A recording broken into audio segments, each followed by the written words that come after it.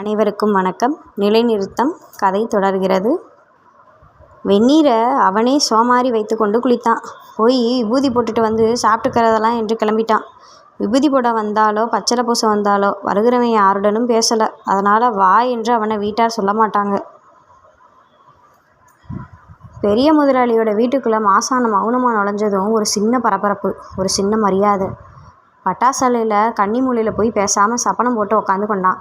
அவன் முன்னால் தாம்பாளத்தில் விபூதி குவித்து அதன் உச்சியில் சூட குவியல். முதலாளியம்மா 9 வயசுள்ள சின்ன முதலாளியை கூட்டிகிட்டு வந்து மாசானத்துக்கு முன்னால் உட்கார வச்சு தானும் உட்காந்து கொண்டா. குடும்பத்தார் அனைவரும் மாசானத்தின் எதிரே பவ்யமாக வந்து உட்காந்தாங்க. பெரிய முதலாளியும் கூட எந்தவித அட்டகாசமும் இல்லாமல் ஒரு பக்கத்தில் வந்து அமைதியாக உட்காந்தாரு. ஆரம்பிப்பதற்கு முன்னால் மாசான அந்த வீட்டையும் அங்குள்ள பொருளையும் அங்குள்ள மனிதரையும் ஒரு பார்வை பார்த்தான். இவ்வளவுதானா நீங்கள்லாம் என்று இருந்தது அவன் பார்த்தது. சூடத்தை கொளுத்தினான்.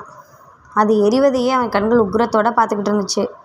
எருதியின் நாக்கு குறைய குறைய பார்வை உக்ரம் குறைஞ்சி விழி மௌனம் ஆகி மூடிக்கொண்டது. நிமிர்ந்த மார்போடு அப்படியே இருந்தவன் மெல்ல விழித்து அந்த பாலகனை அருள் சுரந்த கண்களால் பார்த்தான். தாம்பாளத்தை எடுத்து மடியில் வச்சுக்கிட்டு வெதுவெதுப்பான திருநீற்றை சமன்படுத்தி அதில் விரலால் ஏதோ எழுதுனான். கொஞ்சம் தலை தூக்கி பெரிய முதலாளி அதை கவனிச்சாரு. ஒன்றும் விளங்கலை. மாசானத்துக்கோ எழுத படிக்க தெரியாது.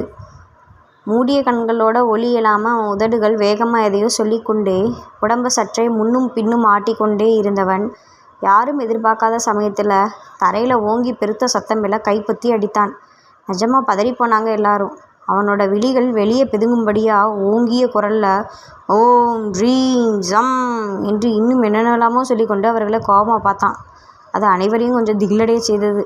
அடுத்த வினாடியே சாந்தமடைந்து மிருதுவான குரலில், முதலாளி அம்மா, சின்ன முதலாளி எங்கேயோ பயந்துருக்காக, வேற ஒன்றும் இல்லை. இந்த திருநீரை காலையிலையும் ஒரு தபா பூசுங்க, ராத்திரியே காய்ச்சல் இறங்கி சரியாக போயிடும் என்று சொல்லிட்டு அந்த சிறுவனுக்கு நெற்றியிலேட்டு புஜங்கள் 2லையும் தடவி கொண்டு போய் ஒரு சொட கொடுத்தான். முடித்தான். அவன் இப்படி செஞ்சது குழந்தைகள் அனைவருக்குமே பிடித்திருந்தது. பெரியவர்கள் வந்து திருநீரை குனிஞ்சு மரியாதையாக வாங்கிக்கிட்டாங்க.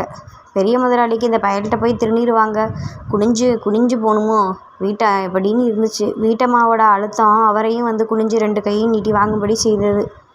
சின்ன முதலாளியோட காய்ச்சல் இறங்கி மறுநாளே சரியாயிடுச்சு. ஒரு பக்கம் ஊராரோட இழப்பம் அவன் பேரில் நீங்கி கொண்டு இருந்து வரும், இன்னொரு பக்கம் கேலி பீரங்கி அவன் மீது சரமாரியாக குண்டு மாதிரி பொழிந்து கொண்டிருந்தது. இவங்களுக்கு ரொம்ப சௌகரியமான விஷயம், அவன் முகத்தை நேரே அதையே பிரயோகிக்கலாம்.